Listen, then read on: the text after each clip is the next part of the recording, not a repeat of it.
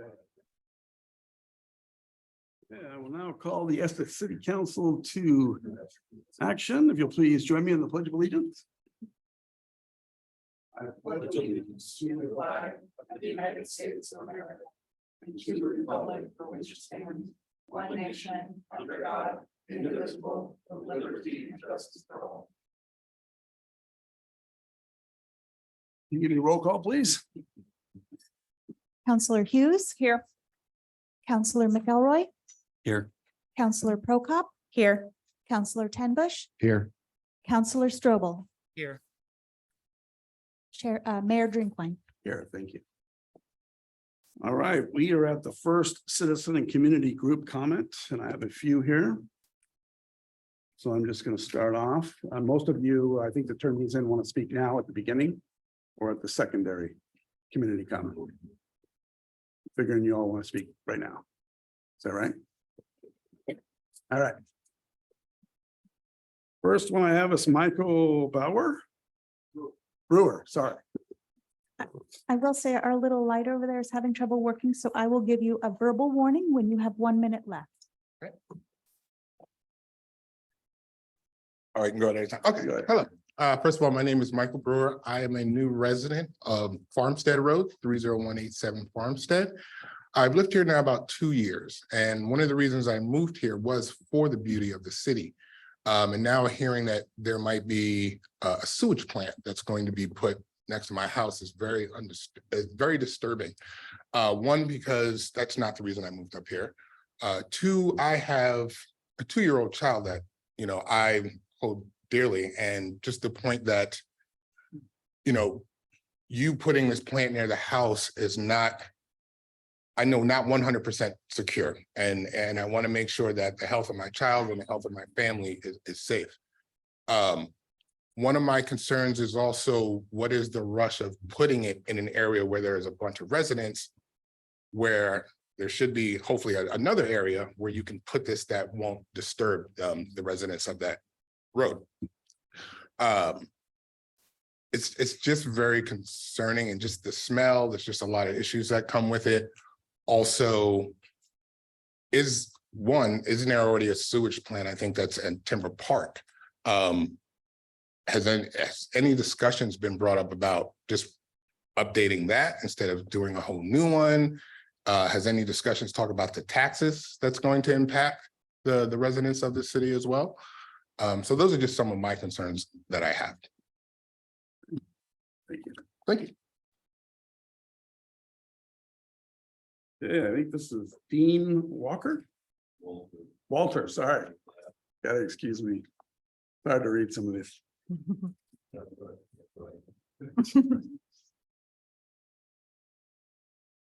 Hey, Dean Walter, Farmstead. I was here last time when you made it sound fairly clear that you were going to explore the further site. And now all of a sudden I hear the closer sites coming up again, even though everyone on Farmstead and Riverville expressed their worries. If, you know, we already lost one well due to the idiots that allowed the pot plant to use groundwater down there on Folsom. If this new thing were to impact the well at my house now, I can see a really mean, nasty lawsuit. Are you guys going to test our water occasionally? And also, why are you going for the most expensive option? Why aren't you improving the one at the park? I can't see any good coming from your plan to put it on Farmstead, unless you want to have a whole bunch of people just suing your pants off later. You got anything? Yeah, thank you. All right. Yay, Tara Perkins.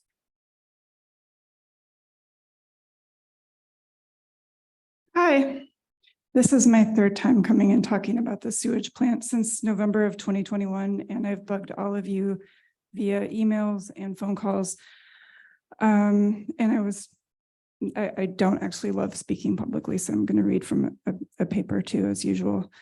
And you know, the whole process, none of us really want to be here talking about this. The whole process has not been very transparent, and the decision to hold the conversation about the wastewater plant in a closed executive session, while the city does have the right to do that, it's not an absolute legal necessity to have those discussions privately. And so clearly all the residents are here and riled up and confused because we don't know whether or not our homes are on the chopping block tonight. And assuming you are still considering the Farmstead Road location, I'll just comment again for about the millionth time that this is the worst possible location. It impacts the most possible businesses and residents. It puts the plant in an open space without a buffering forest to surround it and absorb the odors and chemical releases. It's a huge expense and has the liability of being near dozens of private wells. And I'm curious whether anyone has discussed with your municipal insurance, whether there's a pollution exclusion, because as Dean said, that can get pretty expensive if private wells start being impacted. The only fair and fiscally responsible decision is really to keep it in the current location. The city engineer has said on record that the footprint can accommodate years of plant expansion, and an unfunded, unmandated imaginary park in the future in that spot is not really a good enough reason to spend that kind of money and potentially ruin people's homes. And I don't come from a wealthy family. I'm not going to inherit anything. My home on that street is the biggest investment I'll ever make in my life. And I'm sure that's true for most of my neighbors. So please keep us involved in this decision. Thanks. You. Yeah, Alice, Ocean, or Hello. Alice Ocean.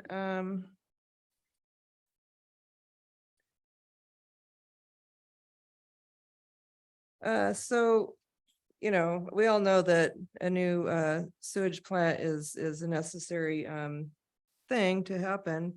And rather than, my neighbors have, just told you all the pretty much covered all the things, that we all don't like about having it there. What I would like to do is just ask each of you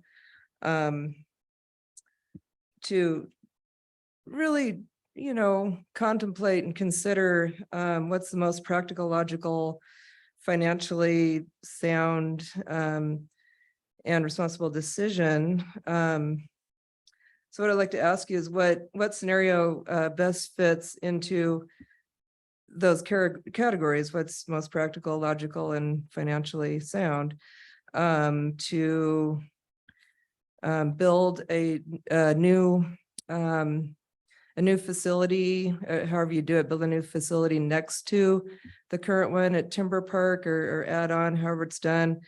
Would that be much less expensive for the city? Would it be more practical? Would it be a more logical solution? Or would it, or would it be more logical, practical, or financially, sound to build it elsewhere where there's anywhere where there's people, residents, property owners, that could impact them. That's what I just like you guys to consider that. Also, and you've heard all the, the concerns of the homeowners and all that. And then, and then, and then the trickle down effect, you put it somewhere else, it's more expensive. You have to, way hike taxes or rates to the people of Estacada, which could trickle down to you guys, any elected positions. If people knew that the, mayor, city council is responsible for increases in taxes, rates, whatever, that's just something, is that a factor? I don't know. And then, anyway, my neighbors listed all the reasons they don't like it. So, my time's up. Anyway, just to consider whether, do you want to deal with the neighbors and, you know, lawsuits like they were saying. So anyway, I just, you know, just asking you to consider those pros and cons and what makes more sense to you. Thanks. Thank you. All right. That's all the comments I have in front of me. Do you have any more online or? If there's anyone online who wanted to speak, you would need to raise your hand, Anybody? and no one has raised their hand. Okay. All right. We're now at the consent agenda. You've all had a chance to review the consent agenda. Are there any questions? No? I have a motion. I move to approve the consent agenda. Okay, can I have a second? Second. Personally, all those in favor say aye. Aye. Aye. All those opposed? Nobody's opposed? Okay. Motion passes. Thank you. We have department and committee reports. So commission, committees, liaison reports. Any of you have any this week? Jerry? The Downtown Estacada Commission met last Monday. They have, you know, the big Oktoberfest coming up next month. It's the last Saturday of September. Big event, shutting down the street. Whole city's gonna be in, you know, all of downtown's gonna be involved, basically. It's gonna be an amazing event. It's first time, like to have everybody out. It's gonna be a lot of fun. It's gonna be a lot of activities and vendors out there. So it sounds like they've got big plans for that event. And then they discussed in detail the possibility of going from the Downtown Estacada Commission to the Economic Development Committee. And it sounds like, you know, through discussion, they're going to hold off on, you know, proposing anything to council as far as changing the designation of their committee for at least a year. They're going to go through the Main Street program, educate themselves on it, because there are a lot of missed opportunities that, you know, this very young council or very young commission, they haven't been, you know, they were never really part of the development of the Main Street program in Estacada. So they're going to educate themselves on what the Main Street program offers to Estacada, and you know, and then after a year or so, they're going to reevaluate. And you know, if it's a benefit, then they're going to discuss the possibility of separating from the city and becoming like it started a nonprofit, being self-sustained, which is what that Main Street program is designed for. So, but they've got a lot on their plates, and they're doing a great job. Thank you. Hey. I have two. So Parks and Rec met, and let me open up my notes. Nothing really to report significantly from Parks and Rec. Their continued discussion on the trick or trot, kind of tying up loose ends to finalize, you know, just the little things like what are the t-shirts going to look like, and the, you know, the medals and things like that, and the swag bags and so forth. So they were in discussion about that. And then school board met, and back to school night, they're going to have a back to school night. Finally, I believe it is August 16th. I didn't write this down. August 16th at 7 p.m. But I would go on the school website and double check that. So, but I believe that's the exact date and time. Superintendent Carpenter also pointed out a couple of things. So effective immediately, House Bill 2753. This was something that originally he said was spearheaded by Senator Bonham, but then was later corrected, saying somebody out of Beaverton had kind of spearheaded this. So I don't know where this actually came from, but House Bill 2753 authorizes school board members to receive a stipend for their services. So the school board's going to be in talks and kind of figure out, they made obviously no decisions. This was just information that they received that night. So they can either decide if they want to do flat stipends handed out, you know, beginning of the year. If they just want to do reimbursements for their services, if they get business cards printed out, travel, things like that, or they can simply just refuse the stipends and do nothing. So that's something they're going to be in talks to do. So over the next couple months, I'll decide what they're going to do. There's going to be guidelines and parameters and, how big a school is versus how much, a stipend is appropriate for school board members, et cetera, et cetera. The other thing that Superintendent Carpenter mentioned was Senate Bill 732, which requires each school district to acquire an equity advisory committee. For school districts over 10,000 students, they must implement this by this year. If school districts are under 10,000, then they have 24 to 25. So they got about a year to acquire this. Superintendent Carpenter proposes to set up a structure similar to that of a budget committee. So their current budget committee, a board appointed committee of about 10 people who meet the needs of our demographic here in Estacada, and there will be an application process. So again, that was information he presented, something they will sort of weed out in the next couple of months. And those were the big things to report on from the school board. Great. Thank you for that. Paul. Nothing from me this time. All right. City managers report. All right, thank you. I have just a few things to report on, and then I will also share my time with Lieutenant Mendoza, and he's going to give us a brief update. So first of all, I wanted to call your attention to the, it's in the consent agenda, but it's the Outstanding Performance Award from the Oregon Health Authority for our drinking water services. And just wanted to call out the letter that came along with that certificate. Stated that water system facilities were found to be well operated and maintained by knowledgeable and competent staff. And because we have received that level of, when they did the survey, they put us at that level of outstanding.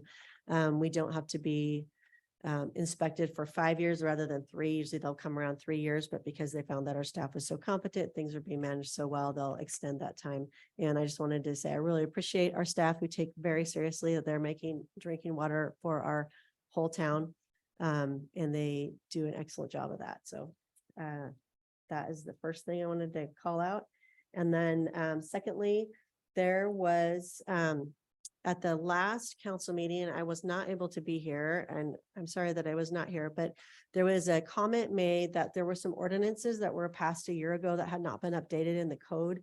And I checked with the counselor just because if we've missed, I mean, not that we're perfect and we couldn't miss something, but if there is something that needs to be updated, it's extremely important to staff that is corrected.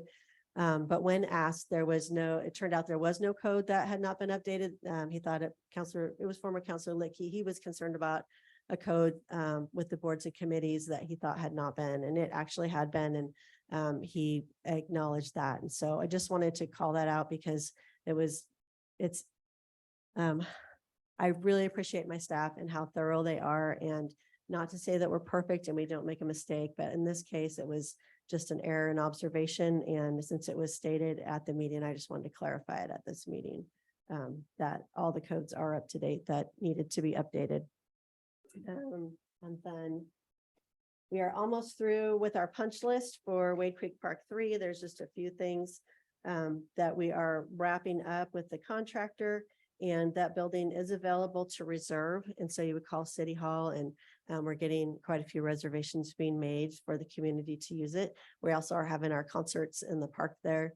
It won't be thankfully this week, but next week we'll have our last concert. So I hope you can join us. And then one last thing I wanted to report back on when we had talked about our concerns toward the beginning of the summer with the amount of water use that was happening. And it's summer usage, it's much lower in the winter. And so we know it's the outdoor water use and watering lawns and things like that.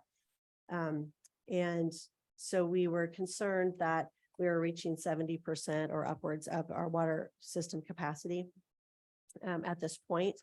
And so we reached out to the HOAs, to Campanella and Cascadia Ridge. We have not spoken with Faraday Hills. We need to get a contact person there. But we basically, Elena spoke with them and asked, or emailed them first and then spoke at Cascadia Ridge, asked them to not fine people for not having green lawns. If somebody wants to water their lawn, that's important to them, then, that's their prerogative. But if it's not required, then we're assuming not everybody would water their lawns to that extent, and it would cut down on water usage a little bit. Also to not water during the day, especially the heat of the day, to water during certain timeframes. So there's, they could kind of organize through their community, through their communication, where they're not all watering on the same day at the same time, drawing down the water. Just some simple things to make it, make our water system work better. And also, Clackamas River Water provides water audits for your yard to help you get things adjusted correctly, so you're not overwatering. And adjust your sprinklers so you're not watering your driveway or sidewalks. And we did have Campanella was really great. They agreed to all of those things. They said, sure, we can help out. Cascadia Ridge was not willing to agree to any of those. And so that was slightly disheartening that, we thought that we could partner up on that with them, but it was not a priority. And again, like I said, we haven't spoken with Faraday Hills, but everybody else, who maybe not be in the HOA, also to consider that if you're watering your lawn, to just be cautious about only watering the lawn, not letting the water run, into the street or the sidewalk. And so the water that you're using, you're actually using, and not just, we don't want to waste water. That is for sure. And so we might want to bring back our discussion on the water limitation in the code on how that might go forward if there's interest by the council. And then that is all of my reports. I just would like to turn it over to Lieutenant Mendoza to provide a status on staffing for our law enforcement. Great, thank you. Thanks for the time. Let's be fairly quick, but if you didn't see me hobble in here, I'm personally on light duty for the next few months due to an injury, but that should have minimal effect for the city of Estacada. We will see over the next month, you'll see some transitions in the deputies that will be assigned to Estacada. Our SRO has moved to a different school for some other opportunities that afforded him. And we've actually, we had an SRO that started today with the city of Estacada, and he's at the basic SRO school. That deputy, I'm excited to have him here. City manager and the superintendent participated in the interview process to select that SRO. And he's a seasoned deputy, has 17 years plus experience. He's new to our sheriff's office, but like I said, he's got a lot of experience. So I'm excited to have him here. I think it'll be a good addition. With that, our old SROs has, like I said, moved to a different school. And then I guess some bittersweet news is Deputy Normand has accepted a position with the city of Sandy as a sergeant. So he's going to be leaving the sheriff's office and going to work for the Sandy Police Department as a sergeant. So congratulations for him. It's our loss. And we'll be, the sheriff's office will be working to replace a deputy out here in Estacada for his position. And then we'll be keeping Deputy Bigler. Yeah, he does a great job. And I also wanted to point out that one of the reasons I could say that it is a desirable place for our deputies to want to work is Deputy Bigler is one of the most senior patrol deputies at the sheriff's office, and he, elected to take an Estacada spot. So that says a lot that a senior deputy will want a position out here. And the last thing is that we have been working with the city manager to, we're still on track for adding another FTE this coming schedule change, which will be in March. So we're still on track for that. Is the SRO position, is that a bidding position to get that, or is the plan to keep someone there with continuity so that they can build relationships with the kids and see the same face? Or? Yeah, it's a good question. So it's something that we're always looking for. when they select that position, they're locked in for a minimum of 1 year. For SROs, we'd like to see like a 5-year commitment from them because they do build those relationships. We send them to a lot of training and, working with the school district, they're building those relationships not only with the teachers, but also with the students. The school that our current SRO went to, it offers an opportunity to work with detectives in the off time, which is why he chose to do that. He did appreciate being out here and he enjoyed that, but he moved for that opportunity. I think the one that we're getting, he doesn't live too far from here, and I think that he was really looking forward to working in that school setting, working with youth, and so I imagine we'll have him for a while. Thank you. Okay, thank you. And Jerry? So with Deputy Norman moving on, we're still gonna have full coverage until you fill the position permanently, or are we gonna have a lapse? Yeah, so good question. There'll essentially be a lapse, but as I'm sure as you recall, even if there's not a dedicated deputy in the city of Estacada, it then falls on our East District patrol deputies to respond to. And generally, there'll be at least 2 working in our East District for most of the night. There are some graveyard hours where there might only be 1, but we'll essentially have the rest of the county to help out if there's not a deputy in Estacada. Okay, any other questions? Not seeing any. Thank you for that. I'll turn it back over to you, Melanie. Do you have any more to add? Okay, that's all that I have for this evening, so we'll turn it back to you. Okay, great. We are now at the resolution 2023-002, a resolution of the Estacada City Council in support of the Estacada Community Heart and Soul process. So Okay, do we need them to come up and great. Have a Yes, seat we up have here. some folks here in the audience who are part of that group. Council previously reviewed a resolution to support the Community Heart and Soul effort.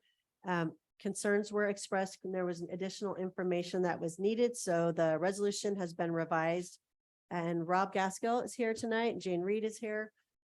They've been part of the Estacada group exploring this Heart and Soul program, and they can provide just a couple minutes of some additional information regarding the program and why they're asking for council support. And then if you have questions, we can go through those questions. Well, good evening. Again, my name is Jane Reed and I am here with Rob Gaskell, and we want to speak to you again about Community Heart and Soul and answer any questions you have, like Melanie said. We're hoping you will support this resolution. It will allow us, our community, to seek funding and also access an amazing program that I feel that the community is incredibly fortunate to have access to. Heart and Soul, I'm going to read some of this and some of it not, but Heart and Soul is a tested process that was developed by the Orton Family Foundation and has been used for 20 years in 100 small towns across the country. Cortez, Colorado, Victor, Idaho, Jackson, Mississippi, Mount Blanchard, Ohio are just a few of them. A lot of them are in the South, a lot of them, fewer in the West, and Orton Family Foundation is hoping to do this program out here, and we would be the first community in Oregon. It's based on the reason that a community would do it is that it helps them become stronger, healthier, and more economically vibrant. And it's based on what matters most to the people who live and play and work here. It has a 4-phase, step-by-step process that's individualized by each town, but it's also there's a process that you can follow, which is wonderful. You don't have to invent it, which is really quite a benefit. It would also help build on the Ford Family Foundation's community leadership training that many people in Estacada took part in a number of years ago. I think there was something like 75 citizens were part of that program over the years that it was here. So there has been a group representing the community, folks from the school district, from Ant Farm, from local churches, from the food bank, from the community center, students, youth, the Health Creation Network, Estacada Together, Todo Cintos, local businesses, the library. These are a group of people that have been meeting over the last almost a year to kind of look at this project and see the process and the concept and see if they felt it was a good fit for Estacada at this time. And they did. They feel it's a very good fit for Estacada at this time. Its apolitical approach will gather information from a very broad range of people to learn what they value and love most about Estacada and how they would like the future of the community to look. A set of value plans and an action plan will emerge over this probably 2-year process. And a number of different committees that will involve a whole bunch of different people will be focusing on the goals that will be determined.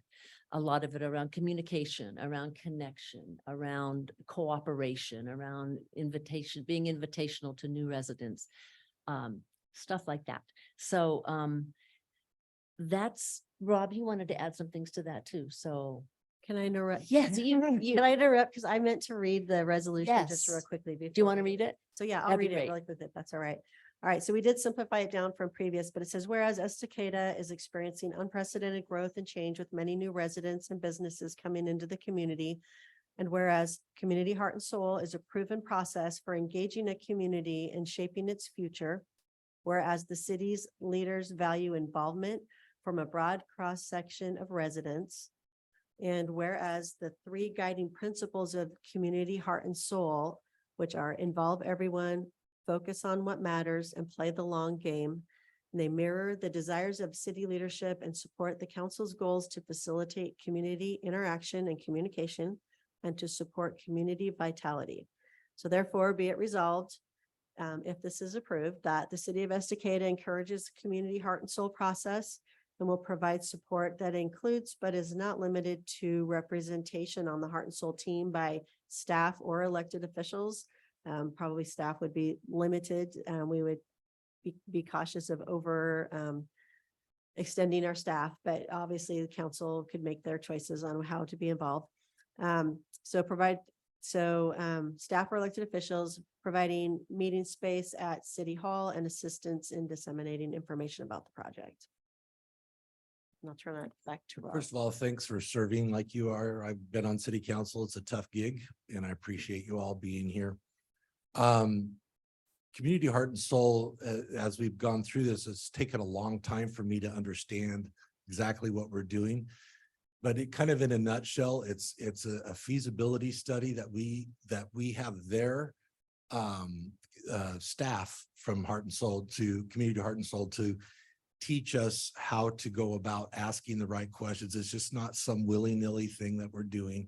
It's very structured and very capable. With your blessing on this resolution will help us get funding from possibly the Ford Family Foundation and Community Heart and Soul. So those are the 2 big funding things to be able for us to go forward with this. So I noticed that on the budget impact, we're talking about a lot of, this, us as a council, we've been talking about a lot of money. So it says some staff time would be allocated to the project if the council chooses to support the program. So what would that staff time entail? What would that look like?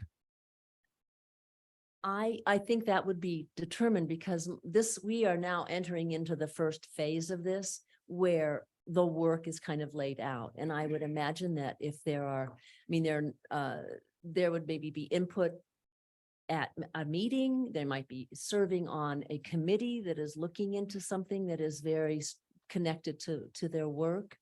I think it would be wonderful to have input from the city in looking at any of this. I think that's kind of important but I don't think it would be a huge drain on staff time as the city manager mentioned. Could I chime in here? I know this isn't my agenda item. Taylor Campy, Community Development Director. Thinking about my team's potential involvement in this project, which my two cents, I think it sounds like a great project for the city. for a good deal financially. Usually when the city is in charge of conducting and leading the project and owning the project process, staff is responsible for arranging all of those meetings, and that can take a lot more time than you might expect. And that is something that has taken a lot of time for projects like our TSP update and the housing project that we did last year. Just that project management and meeting organization and coordination between the different parties involved is really what takes up the bulk of the staff time. So part of why I think that this participating in this project would be such a great deal for the city is that someone else is handling all of that stuff, the city staff and or well, the elected officials and maybe marginally city staff would really just be, it sounds like we would mostly just be providing input and perspective when we're participating in those meetings. So if I'm understanding that correctly, that the Heart and Soul team and that committee of volunteers would really be self-organizing, and they would be handling, managing those meetings and coordinating between the different parties involved, then it sounds like it would be quite a low lift for staff with that high yield of, this end product of getting all this great public input and involvement. Okay, Melanie and then Paul. Just real quickly before we hear from Counselor Strobel, I was just going to say that what it would allow me to do is to send staff to a meeting so that they could stay up to speed on how the project is going. They could provide input, bring information back to us. Whereas unless it's supported by council, if council is saying we're not, if you haven't given the green light on this, then I'm not going to allocate staff time to be attending these meetings as on behalf of the city. Even if somebody wanted to volunteer, it would be okay. It would be a little questionable because it kind of crosses the lines there of are they volunteering or are they working? But if the council supports it, then I could send staff to meetings. Thank you. And I want to check in first. I have been involved in some of the very early meetings of this, some of the feasibility. Do I need to declare anything from that standpoint, or can I just speak from here? You don't have to declare anything. Okay. There's no financial interest of yours, potential or actual, that will be impacted by this program. All right. Thanks, Peter. I've been involved at the beginning. I think this is a great project. What really impacted me on this was one of the comments made from some of the other cities involved, that many times as city leaders, we ask ourselves, why aren't we going to the city more often? The people of Estacada or whatever city was involved in this, and asking them what they like about the city. What do they value? What do they look forward to? What do they want? And this project is an avenue to do that. To go to the folks and get the input from the people that live in Estacada and the surrounding areas as well too, to see what they value about the city. And in turn, that gives the city, that gives us as leaders as well too, items to reference back to as we're making decisions in the future. So I'm very much in favor of this project.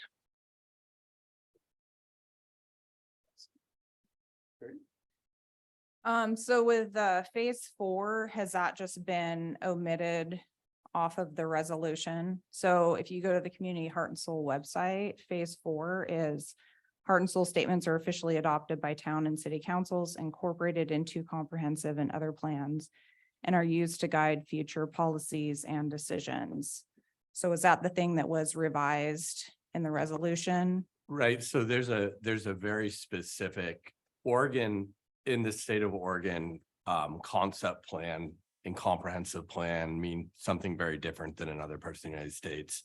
And it requires very formal action by the city council and then acknowledgement by DLCD. And that's not what was, and that's why the last time the group came forward and said, change the comprehensive plan, I was like, let's call time out here.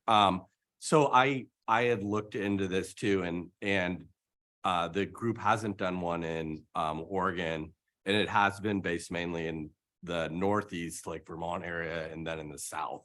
And their comprehensive plan means something very different there. So I think that this was to avoid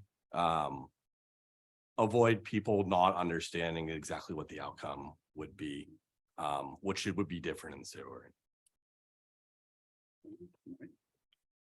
What did the phase 4 look like in those places? Well, what was interesting is that the person who kind of paid for this program to get started was on a planning commission and saw a lot of kind of community hostility and thought there should be a better way for people to decide what their kind of values were. As far as I can tell, they come up with a program, and then the outcomes in the different cities were largely dependent on public participation as well as the skill of the facilitator. So if there's a broad-based community participation and there's a skilled facilitator, then it seemed like people were pretty pleased with the outcomes. And not all the cities that went through the process reported on what the outcome was. So, but there were cities that had very positive things to say. But there's kind of a, as I understand it, the parameters of the program, and then facilitators go through kind of a 2 or 3 day training. And then, and then their accreditation is good for a certain number of years. And so, but yeah, there were some spots, I think in Georgia and in Colorado, where they had, and like is out of Vermont originally, is that correct? Or Vermont or New Hampshire? Orton Family Foundation's out of the Vermont Country Store. The owner of the Vermont Country Store Yeah, is the person who did this. So it was originally like Maine, New Hampshire, Vermont, and then they kind of went into the South, and then they're Midwest. just now kind of moving west. Midwest, yeah.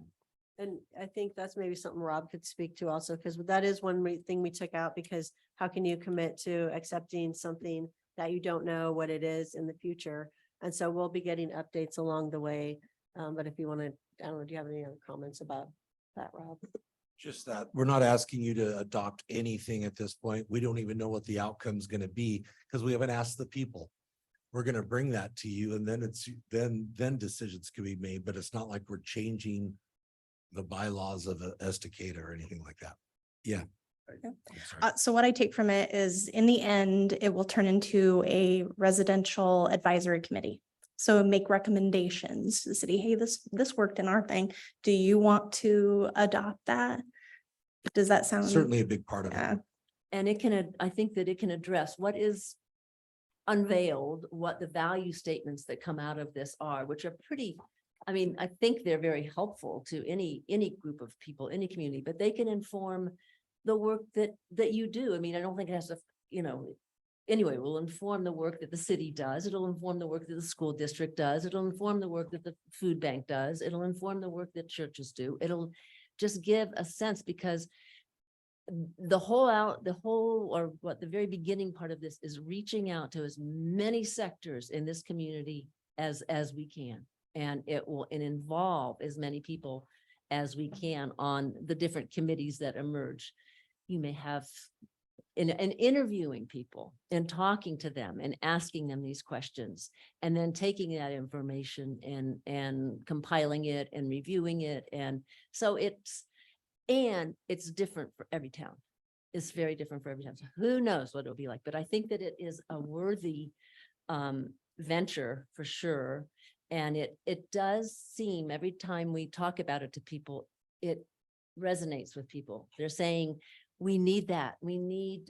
There's a lot of division. There's a lot of new people. There's a lot of change. There's a lot of everything. And this is just a really good way to find the common denominators about what makes people love being here. And It's not going to be a new swimming pool, I promise. no. And I don't know if we're finished here. Well, you may have more questions, but I just wanted to recognize some people who have come here that are also on the committee. And Corbin and Ren are here, and Danny in the back is on the committee too. And so they, not the committee, but the planning group. And so we have really nice young people on it as well. Any other questions? Any more questions? Oh, one more. So you're gonna need somebody from city council then to attend these meetings? No, not necessarily. If someone from city council wants to attend these meetings, yay, but yes. But as many people who wanted from city council could attend these meetings. Charity, come. Really, we would, there will be many and there will be many different kinds of meetings. Right now, there's there will be many different kinds because number of different groups addressing different concepts will be formed. So, I mean, people can spend a lot of time or they can spend a little amount of time. So. We would be limited to 3, correct? 3 people could be on the, or be involved in. Yeah, that just to be safe. I think you're not going to be discussing like city policies and stuff necessarily. So probably isn't that critical, but just to keep it to below a quorum, yeah, 3.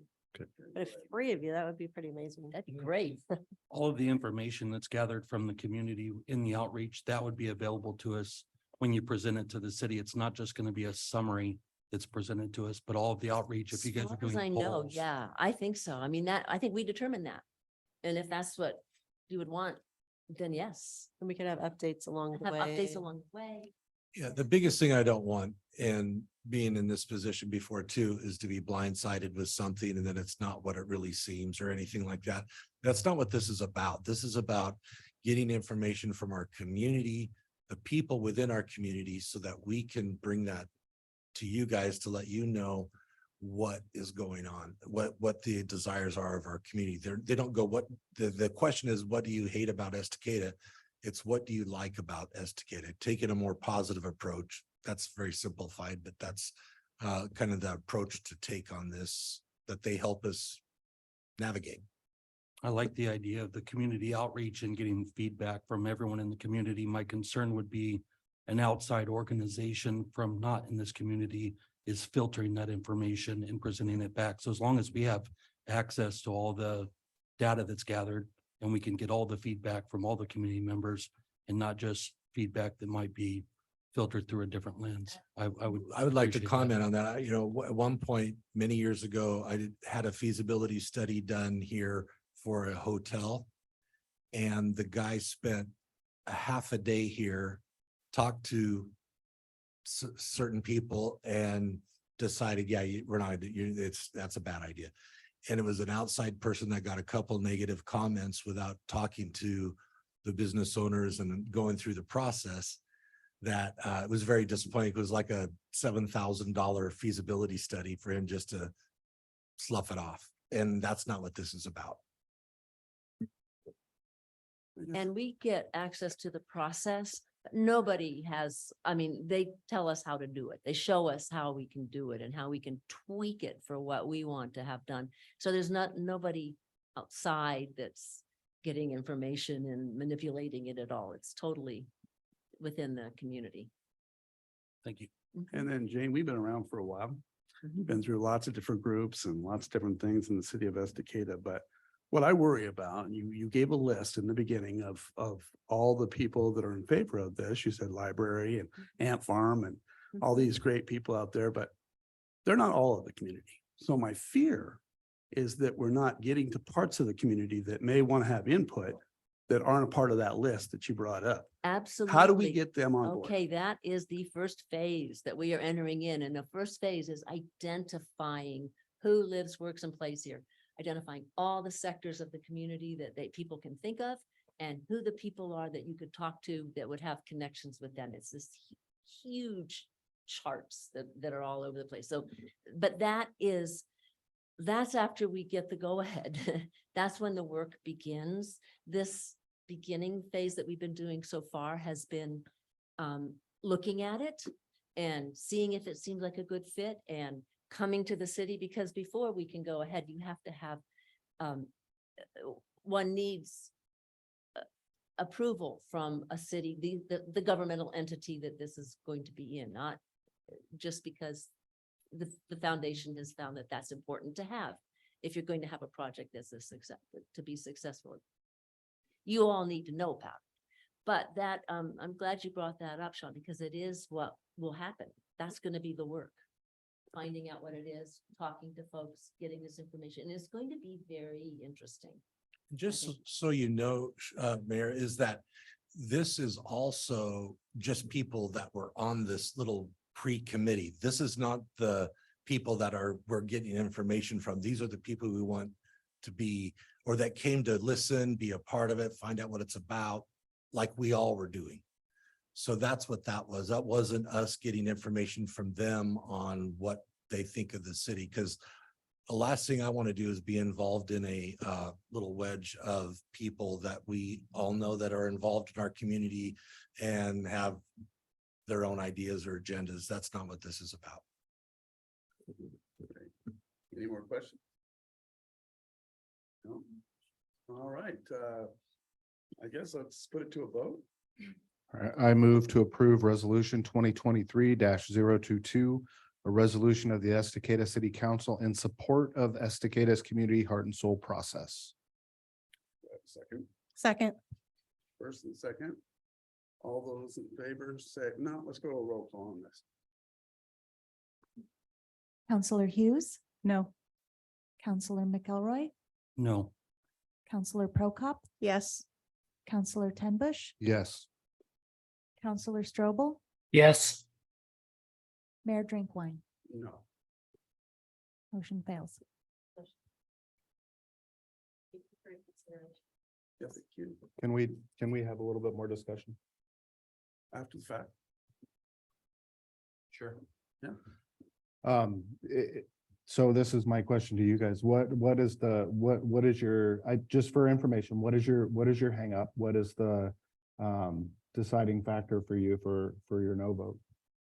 If that's fair. So for me, when I'm looking at this, when I'm reading through the website and the way that everything is being presented to me, the language is a little concerning. I mean, if you know who Saul Alinsky is, it reads like something out of Saul Alinsky. I mean, I'm just going to be blunt. And so that's my concern. I mean, if you don't, and here's the thing, like you guys maybe don't. And so, I mean, it's just something I studied in college. So it's just a little bit more my background. So if that is the force that's driving this and providing the training and sort of the outside entity, then that causes me concern. Now, if you guys were just a committee within Estacada without this outside group, then, and you wanted to start this up and get the information from different people from within the community to bridge the gap, all that stuff, I'm more for it. But having this group kind of driving the bus, it just causes, I just have more questions. It just seems a bit nebulous and things weren't even that clear. And I had a meeting with Brent Dodrell over it, and it's still just, I don't know, something just didn't sit right with me. And I just, yeah, that's where I'm at with it right now.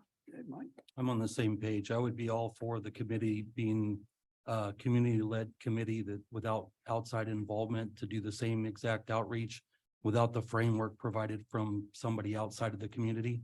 I admire that there's that many people that want to be involved in it. And I would be more than open to a committee that's focused on the exact same goals that they're describing without an outside group creating the framework for the work. I just want to say would thank you. Yeah, thank you so much. Because I know there's a lot of work that's gone into this, and maybe it's just potentially not the right time or not the right form. But I don't want anybody to be disheartened that it seems like it's not the right time right now. But I appreciate you coming and sharing with us. So, yeah. Thank you. Okay, next on the list, we have code update and grant opportunity information only. So I'll hand that over to you. All right, I'm going to hand it right straight over to Taylor or Alan. I think Taylor's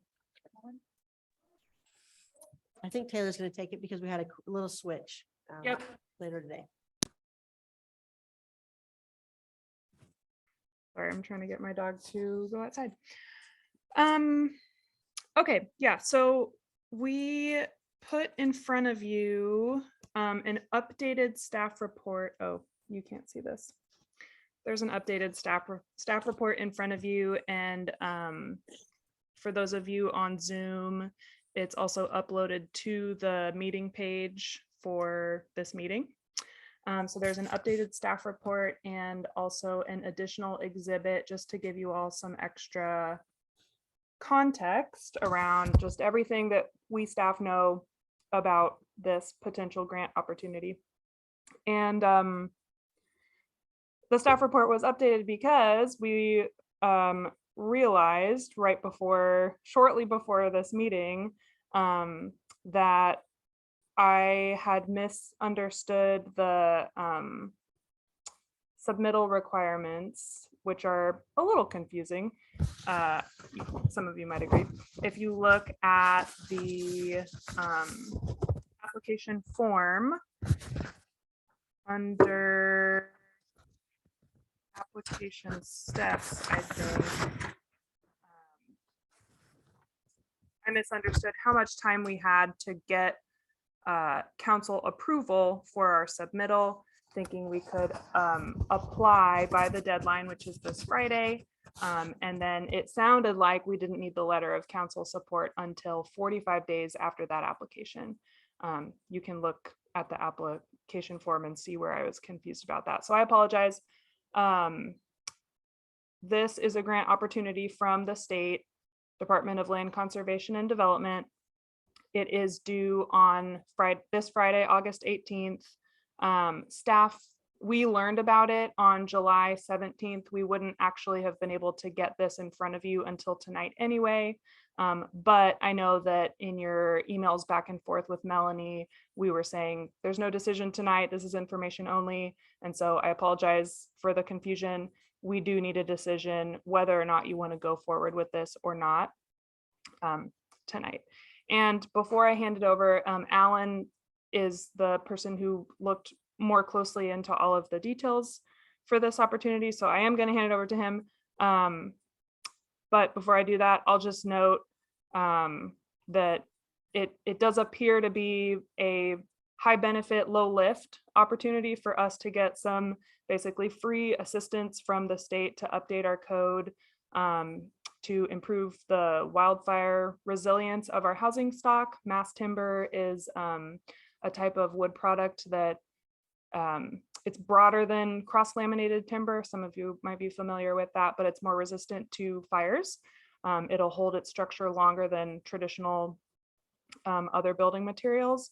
And it's also a state requirement that we allow certain types of development. So Alan's going to get into all that. The other thing that I'll note is that while we do see benefit in taking advantage of this grant opportunity, we also don't see major drawbacks of foregoing it. So we actually don't have a formal staff recommendation one way or the other. We just want to give you what information we do have. And if it is something you want to go for, we are prepared to carry that out for you. So I think that's all I need to say, and I'll hand it over to Alan. Awesome. Thank you, Taylor. And good evening, council. So I'm going to give you a little background on the code up opportunity before you tonight. So last year, the state legislature passed House Bill 4064, which basically requires that cities allow the construction of prefabricated structures in all of their residential zones. And so right now, to dovetail with the passage of this new law, the DLCD is offering this technical assistance package to local jurisdictions to help them update their codes to allow and encourage the development of this mass timber modular housing. So the primary goal is to clarify and add code definitions and standards related to manufactured and prefabricated modular dwellings and constructions. And so the selected cities will get help from a code consultant, also a community engagement consultant, and a rare AmeriCorps member who will act as a sort of liaison between city staff and those consultants. And so as Taylor mentioned, there was confusion around what kind of commitment is required from council when submitting this application. And we do actually need council sign off if we're going to apply this week. And as she said, the application's due this Friday. It's a really simple one-page application. I believe you have it in front of you. And then DLCD will make their selections by the end of this month. So in around 2 weeks, we would know. Assistance begins right away in September. First steps would be things like determining the scope of work with DLCD, signing the MOU, starting to meet with consultants. And then the code updates would be complete in about a year from now. So between now and there would be the code audits, some level of community engagement to be determined. And then, of course, working with Planning Commission and Council to vet the code amendment recommendations, and then finally adoption next summer. And as far as the type of jurisdictions that GLCD is looking to partner with, it's like places with small and very busy planning departments, such as Estacada, wildfire affected communities. I think it's fair to say that Estacada also falls into that category. Places with interest in prefabricated manufacturing housing development. And according to, I think it's Exhibit 3 in your packet, this could simply mean just expressing an openness to manufactured housing development. And then finally, they're also looking to choose cities from a really wide range of areas throughout the state. So how would this assistance benefit Estacada? First and foremost, it would bring our development code into compliance with House Bill 4064, and which would also simplify our interpretation and implementation of the code. As you might guess, knowing exactly what is allowed and where is a really big help to us when we're reviewing land use applications for compliance with the code. It would also improve wildfire resilience by removing regulatory barriers to mass timber and modular construction. The city could basically build back more quickly if, heaven forbid, a wildfire were to destroy any homes in the city. And also, as Taylor mentioned, mass timber is considered to be more fire resistant than just dimensional lumber. So encouraging that use could increase the resilience of the city's housing stock overall. So in phase 1 of the project, consultants recommended a number of additional changes to codes besides just the mandatory ones that were required by the bill. And they were often around correcting inconsistent or unenforceable language and standards in codes. And we expect that the code consultant would also recommend changes to our code. It would also be an opportunity to address issues that have already been identified by staff. We have a running list of code issues. There are many of them. And depending on the scope of work that we would agree on with DLCD, it's possible that we could also throw some of those into the mix and get some of those issues fixed at the same time. And finally, this is also a chance to accept the help of 3 extra professionals at a minimal cost of the city. I mean, basically, we would just be paying for the extra staff time to oversee the steps of the project. Okay, so does it hurt to not participate? Probably not. While compliance with this new law is mandatory, updating the code is not mandatory. And again, as Taylor said, staff does believe that the benefits of the assistance package do outweigh the burdens, but we don't see any major negative impacts if council is not on board with this. And so we don't have any formal recommendations. But looking at the potential impacts of non-action, interpreting and implementing some sections of the code around manufactured housing, if and when that comes up, will remain challenging. And mistakes in interpreting code could therefore increase the likelihood of legal challenges in the future. So council has basically 2 choices tonight. Moving to direct us to apply for the assistance opportunity or moving to forego the opportunity. And I hand it back to council. Do you have any questions? Okay, any questions for staff? As you see the 2 motions up on the screen. So I think we're ready to vote on that. If I could get a motion. I move to forego this technical assistance opportunity. Do I have a second? Second. Yeah, the first and second, all those in favor say aye. Aye. So that's 3. Was that a no? Was that an ask for a no vote? I prefer to see it go forward, so I'm going to vote no. We had So we had 3 yeses, yes. 3 nos. Yes. All right, so motion Fails. fails. So do we have a different? Could I provide just something? Because I think that, so what this bill 4064 says is that a city can't prohibit a manufactured house in basically a low density residential zone. So that the setbacks from the street, the setbacks from the side, the lot size, all the rules would remain the same. But there's some cities that just said you can't have a manufactured home.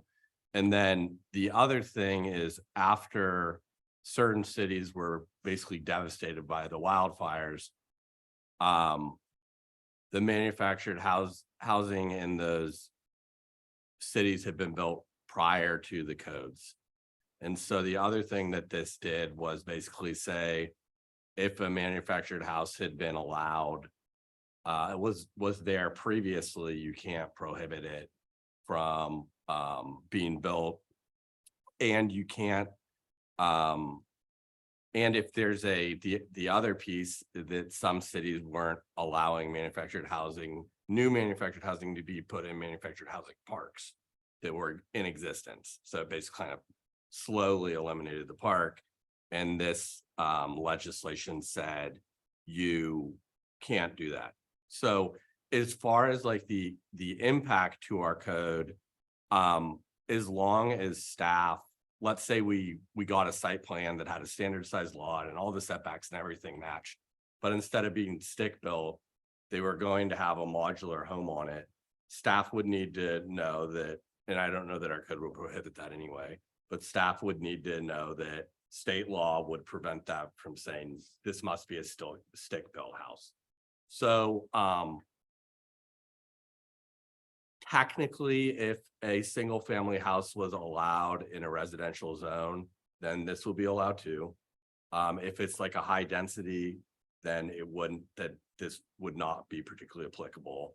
And then I kind of agree with their assessment that, you know, it can be helpful to have some model code language and other stuff.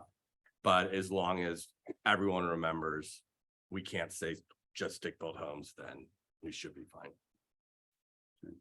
Thank you. So we're good. Okay. So we voted to forego, and it was even, and nobody wants to change their vote to make a different motion. We're just gonna stay. Okay, so. Everybody good? We're all good. So failed, if it was a vote to forego and it failed, but it's not gonna pass the other way, we just pass on the. Yeah. Okay, just want to clarify. Thank you. Okay, thank you, council. Thank you. Okay. Next, I have subcommittee formation, review committee sponsorship applications. So I'll hand that over to you. Okay. All right, the Estacada Budget Committee has included annual funding for community organizations for several years. Those are the grants that nonprofits can apply for, and a lot of good work gets done in our community because of those nonprofits that are doing that work. In the past, the applications have been included and reviewed by the Budget Committee during their annual meeting. It's really hard to say no. I mean, we wanted to support them all. Typically, the Budget Committee would try to find a way to support them all, whether it was like just shaving each one down 10% and then, you know, whatever it took to make it meet the budget to make sure everybody got the funding they were requesting. And so then staff just started trying to make sure that we were presenting that to you with options to somehow approve all of them.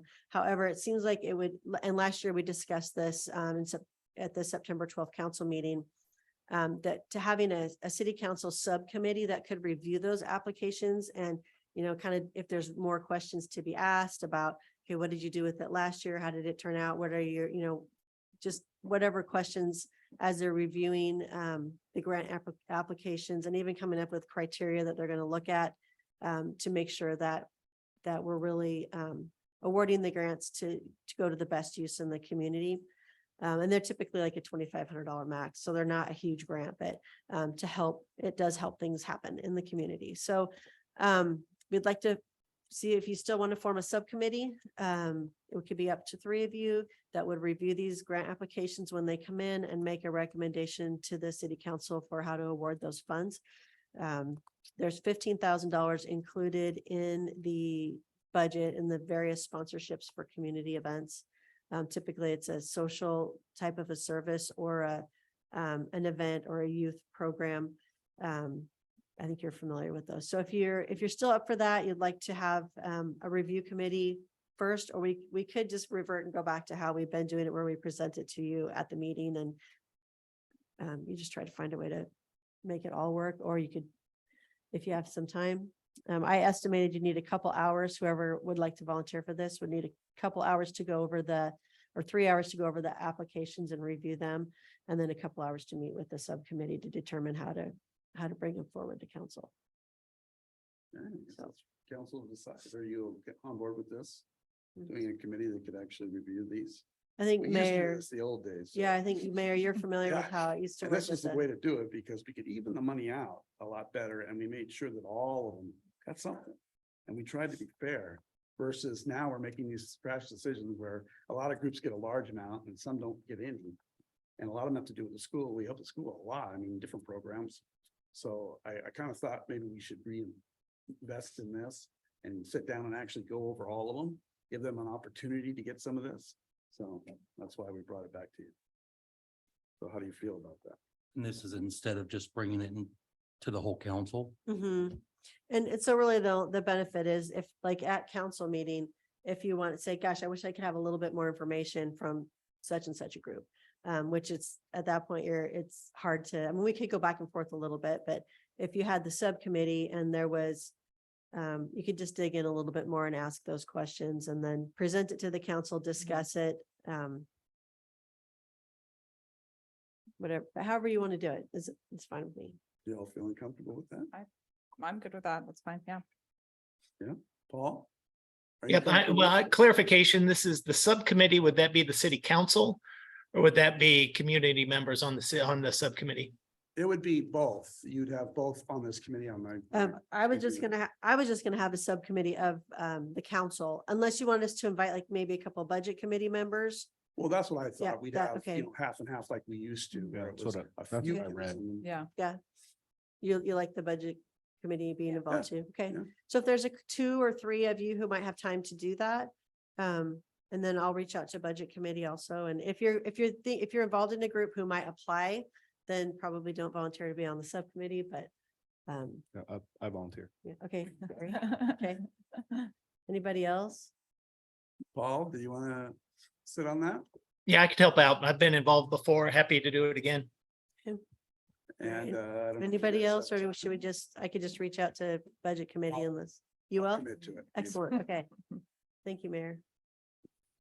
All right, we'll keep you informed on that. And the plan is to make recommendations to the city council in September so that we can get those, the funds dispersed in October. Okay, great. Thank you. Thank you. All right. Now, this part of this, we're gonna do something a little different because we talked, Melanie, about maybe bringing this conversation we're about to have into this, that doesn't have to be an executive session. So that Right. people- And then I talked with Peter, and so I've added an item onto the agenda after our executive session. So if we can go into executive session, if it is, because when you're talking about real property transactions, we need to do that in executive session. And maybe Peter, if you want to, if I'm explaining this not very great, but then we could come out and discuss it again afterwards, unless there's a transaction on the table. Right, so the reason that we do property acquisition discussions in executive session normally is because if we're going to acquire new property, we discuss things like what we think we might have to offer, what they might be willing to accept. And we would not want the other property owner to know that we've been authorized to pay X. Because, that's when one side of the negotiation has all the information, that gives them a substantial advantage. So I don't know that we would, depending on I don't know that we would necessarily have to acquire new property depending on where the location is.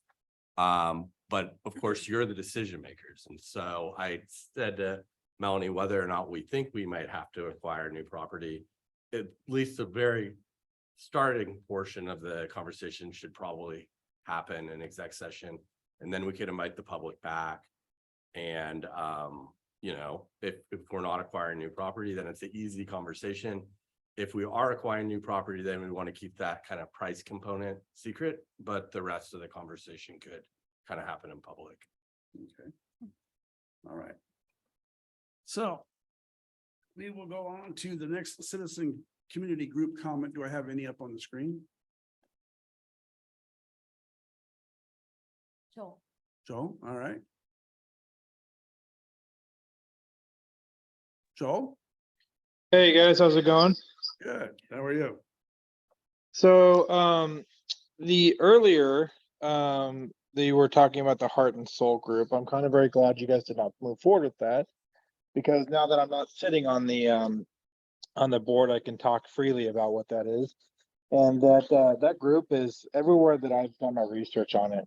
That group has come in and they have a very progressive stance in the way that they approach things. And every place that I've seen, they've taken a very progressive stance, and they've turned a lot of things in that area. So I'm very glad to see you guys didn't do that, because I think the people of Estacada deserve some very solid clarity in the groups that they have there. And you know, when things start coming under the table like that, it's very shady. And I believe the people of Estacada deserve to have a very clear and transparent approach from anything that comes from the city. And so I would hope that any groups that come forward that you guys review in the future try to come and be very more transparent in their approaches, because and I think Councilor Hughes and Councilor McElroy did a very good job asking those questions and a very clear approach to it. So I give you guys kudos on that.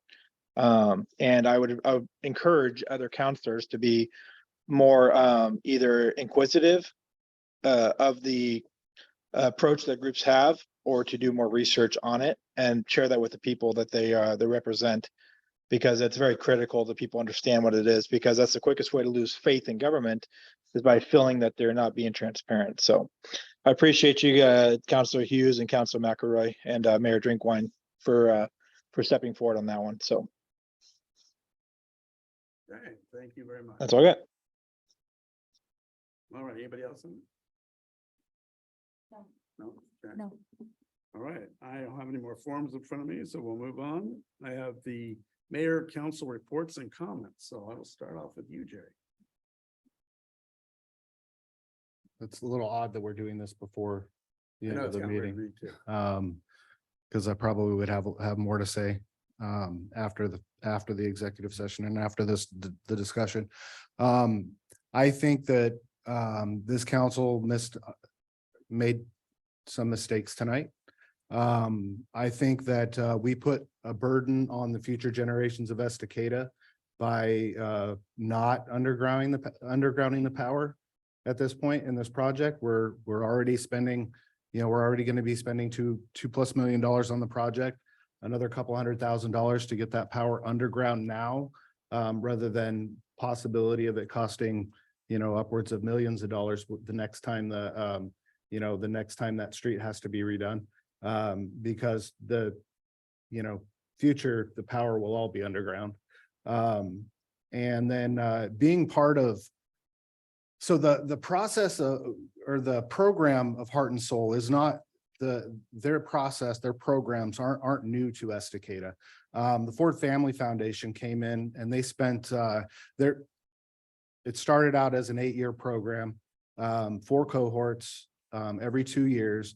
And that program brought a lot of future leaders of Estacada. A lot of future leaders of Estacada went through that program, including some of our city staff, current and former city councilors. So I just think not being involved in that program, I think we're missing an opportunity there.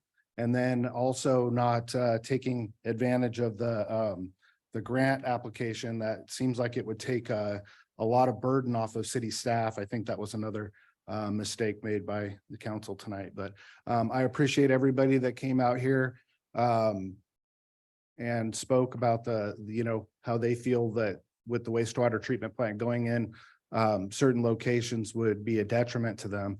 I appreciate those comments, and it's not the first time I've heard them. I took them to heart last time, and I thought we had this, I thought we completely took that piece of that option off the table back then. But we'll see how things go tonight. Thank you, guys.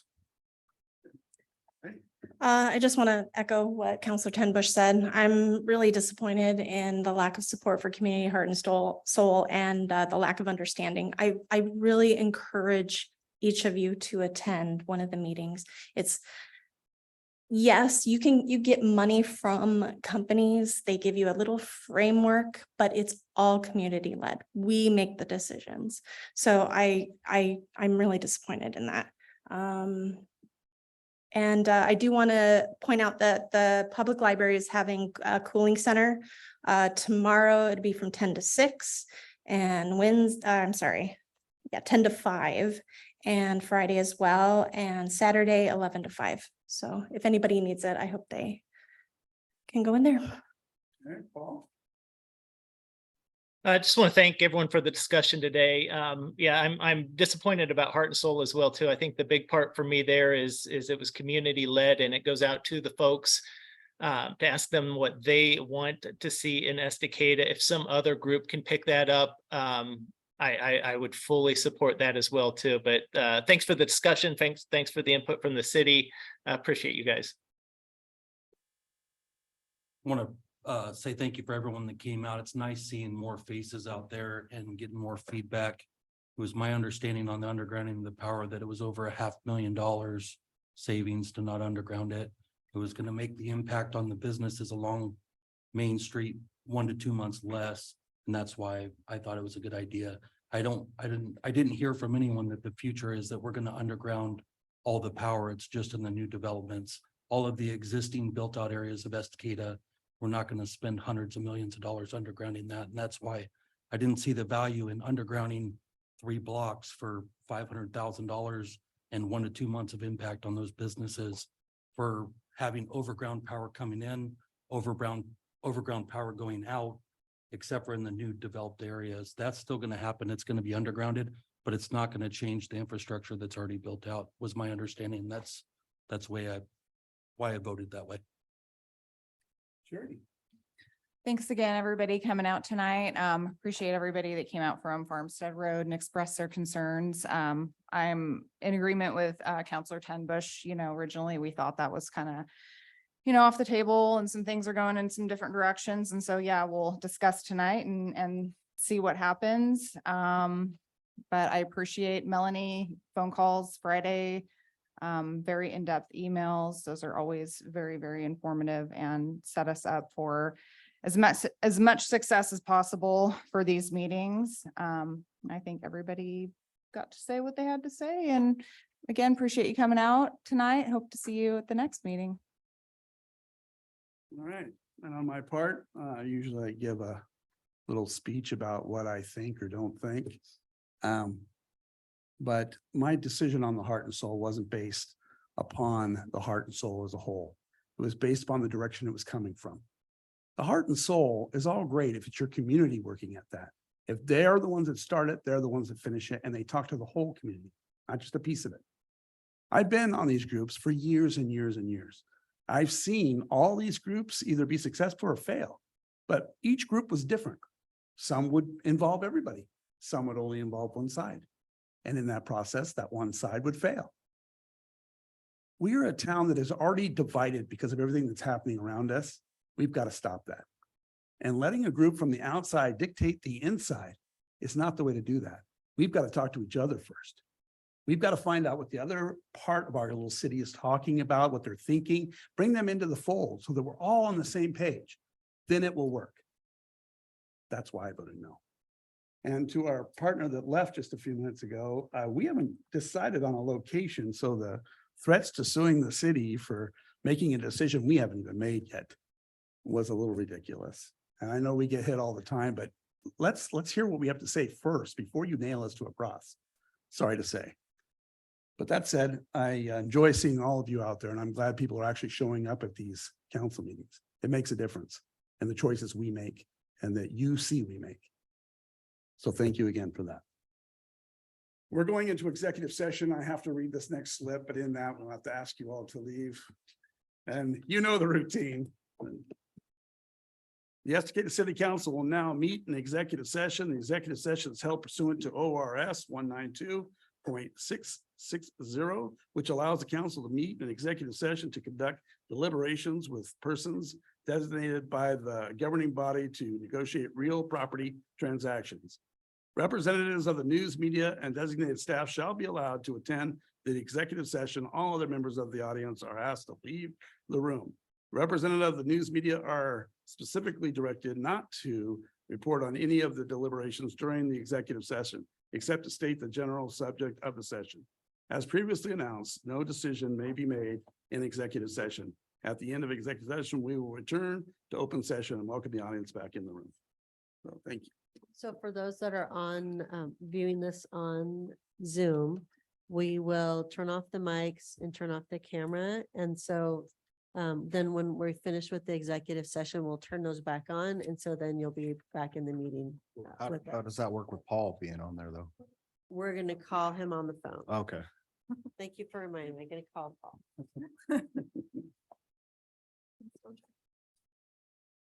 How should I say this motion? I move to authorize staff to move forward on existing city owned property. I move to authorize staff to move forward on existing city-owned property where the current site is now. Okay, roll call vote on that. We need a second. Oh, Second. yeah, I need a second. There you go. First second. Counselor Hughes, Yes. Counselor McElroy, Yes. Counselor Prokop, Yes. Counselor Tenbush, Yes. Counselor Strobel, Yes. Mayor Drinkwine, Yes. unanimous. And now do you want our? I can Okay. just briefly. So just so people know, the city looked at a variety of different sites and, there were some things that we needed. It needed to be close to the river. And the zoning really came into play on a lot of sites. So things that made a whole lot of sense from an engineering standpoint were zone timber. And in Oregon, you can't have a public facility on timber zone property. So you can have it on an EFU. You still have to go through kind of a big process. It's not a small undertaking. But in order to rezone it from land from timber to EFU, we would not have been in control of the timeline.